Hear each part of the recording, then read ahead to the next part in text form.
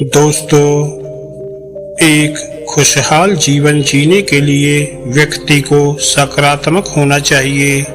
आज हम गौतम बुद्ध की इस कहानी के माध्यम से जानेंगे कि कैसे गौतम बुद्ध ने अपने ज्ञान द्वारा एक भिक्षुक को सकारात्मकता का पाठ पढ़ाया।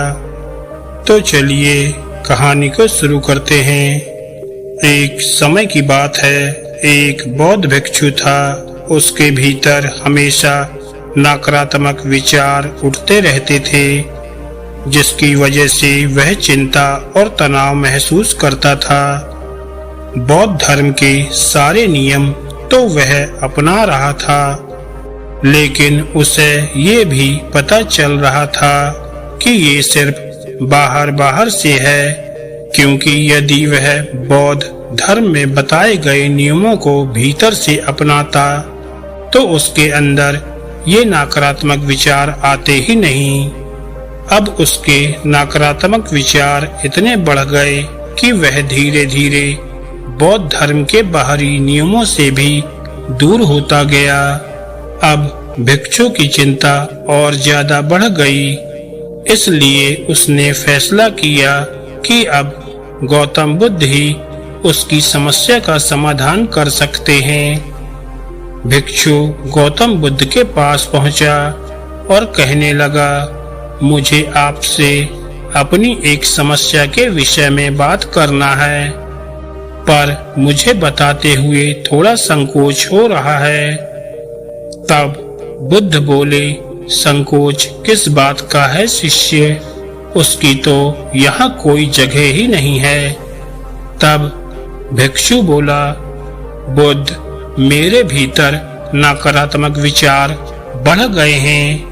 पहले ये विचार मन के भीतर थे, लेकिन अब ये बाहर भी दिखने लगे हैं। मैं ठीक प्रकार से बौद्ध धर्म के नियमों का पालन नहीं कर पा रहा हूँ और मुझे इसलिए संकोच हो रहा है, क्योंकि मैं एक बौद्ध भिक्षु भी हूँ और इसके बावजूद भी मेरे भीतर नकारात्मक विचार बढ़ गए हैं। तब बुद्ध बोले, व्यक्ति तो जन्म से ही नकारात्मक होता है, लेकिन ज्ञान के द्वारा धीरे धीरे वह सकारात्मक हो जाता है।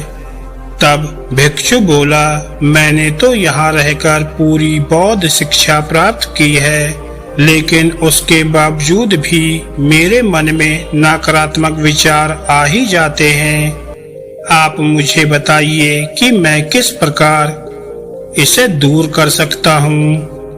तब गौतम बुद्ध बोले, मैं तुम्हें एक कहानी के माध्यम से बताता हूँ। एक समय की बात है, एक व्यक्ति जंगल से जा रहा था। जंगल बड़ा सुनसान था, जिसकी वजह से उसके भीतर पहले से ही डर उत्पन्न हो गया था। चलते चलते उसे एक सांप दिखाई पड़ा। सांप को देखकर वह घबराकर भागने लगा। वह 2 कदम ही भाग पाया था कि उसका पैर एक पत्थर से टकराकर वह गिर गया। वह बुरी तरीके से घायल हो चुका था।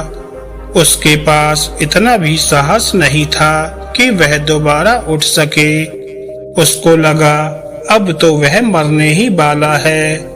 कुछ देर रुककर जब उसने पीछे की तरफ देखा तो सांप के आकार की एक लकड़ी थी। लकड़ी को देखते ही उसकी जान में जान आई और वह सोचने लगा, मैं कितना बड़ा मूर्ख हूँ, इस लकड़ी को सांप समझ रहा था। पल भर में ही उस व्यक्ति का डर छूमंतर हो गया और इस तरह कहानी समाप्त हो गई।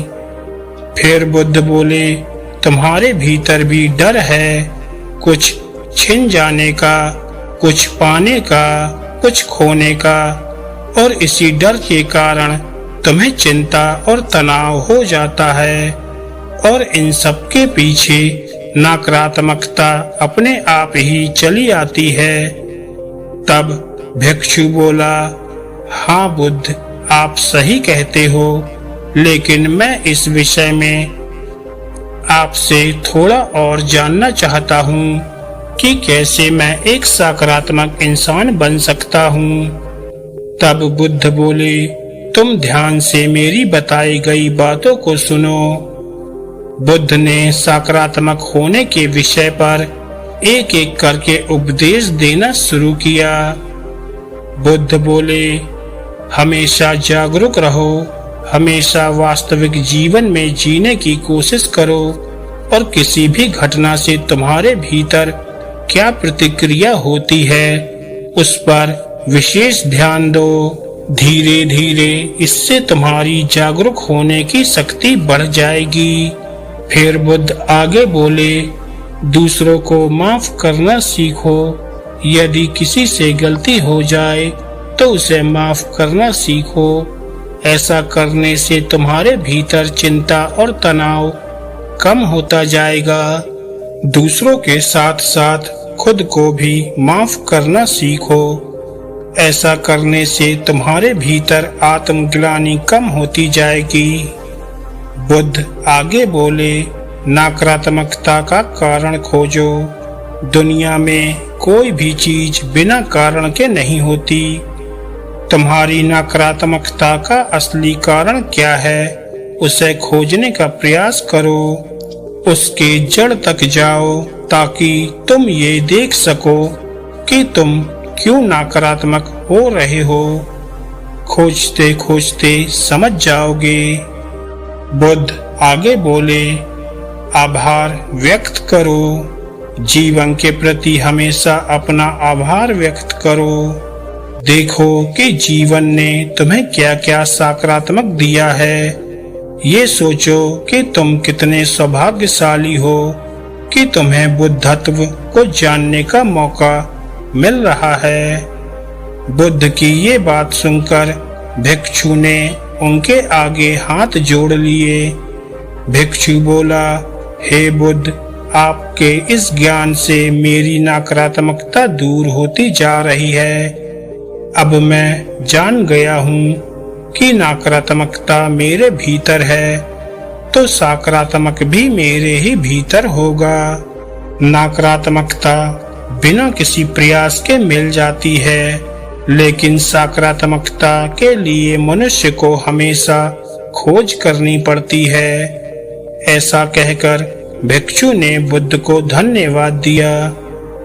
दोस्तों, इस कहानी से हमें ये शिक्षा मिलती है कि नकारात्मक विचारों से हम हमेशा तनाव में ही रहेंगे। इसलिए हमें अपना नजरिया बदलना होगा और अपने जीवन में सकारात्मक चीजों को महत्व देना होगा। छोटी छोटी सकारात्मक चीजों में अपना समय बिताकर हम खुद को खुश रख सकते हैं। दोस्तों, अगर आपके मन में भी नकारात्मक विचार आते हैं तो हम उम्मीद करते हैं कि गौतम बुद्ध की इस कहानी के माध्यम से आपको आपके सवाल मिल गए होंगे। और अगर आपको ये कहानी अच्छी लगी हो तो वीडियो को लाइक करें और ऐसी ही मोटिवेशनल और ज्ञानवर्धक कहानियाँ सुनने के लिए हमारे चैनल को सब्सक्राइब करना ना भूलें। धन्यवाद दोस्तों।